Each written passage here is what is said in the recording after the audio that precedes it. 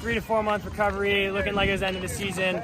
Honestly, kind of very depressed, but I was excited to just get back on the mound as soon as I possibly could and rejoin my teammates.